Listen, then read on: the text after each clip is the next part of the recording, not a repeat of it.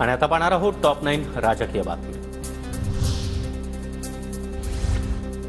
आदित्य ठाकरे यांचे निकटवर्तीय सूरज चव्हाण यांना हायकोर्टाकडून जामीन मंजूर। कथित खिचडी घोटाळ्याच्या आरोपामध्ये वर्षभरापूर्वी त्यांना ईडीने अटक केली होती। सूरज चव्हाण यांच्याकडून मातोश्रीवर उद्धव ठाकरे यांची भेट। सूरज चव्हाण आणि कुटुंबियांचा मला अभिमान, गद्दार होऊ शकत नाही हे सूरजनं दाखवून दिलं। उद्धव ठाकरे यांच्याकडून कौतुक। खिचडी घोटाळ्यामधून जामीन मिळाल्यानंतर सूरज चव्हाण ठाकरेंच्या भेटीसाठी मातोश्रीवर। काँग्रेसला आक्रमक आणि विरोधी पक्षनेत्याची भूमिका पार पाडू शकेल अशा प्रदेशाध्यक्षाची गरज। काँग्रेसचे नेते नितीन राऊतांची प्रतिक्रिया।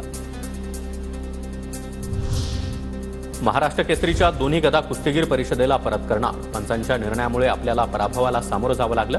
पंचांच्या निर्णयावरून डबल महाराष्ट्र केसरी चंद्रहार पाटील आक्रमक। अहिल्यानगरमध्ये झालेली महाराष्ट्र केसरी कुस्ती स्पर्धा नेमकी पैलवानांसाठी होती की राजकीय नेत्यांसाठी? या स्पर्धेमध्ये पैलवानांवर अन्याय झाला। पवार साहेबांच्या मार्गदर्शनाखाली पुन्हा एकदा महाराष्ट्र केसरी कुस्ती स्पर्धा कर्जत जामखेडला घ्यावी, आमदार रोहित पवार यांची मागणी। लाडका भाऊ हे पद मुख्यमंत्री उपमुख्यमंत्री पदापेक्षाही मोठं। ठाण्यामधील कार्यक्रमात उपमुख्यमंत्री एकनाथ शिंदे यांची प्रतिक्रिया।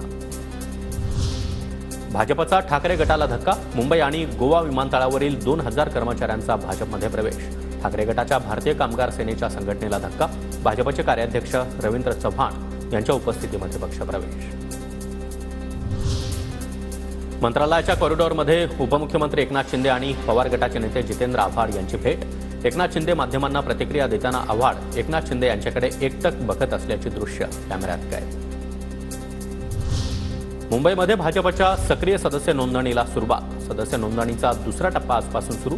देवेंद्र फडणवीसांकडून देखील सक्रिय सदस्य म्हणून सर्वप्रथम अर्ज दाखल।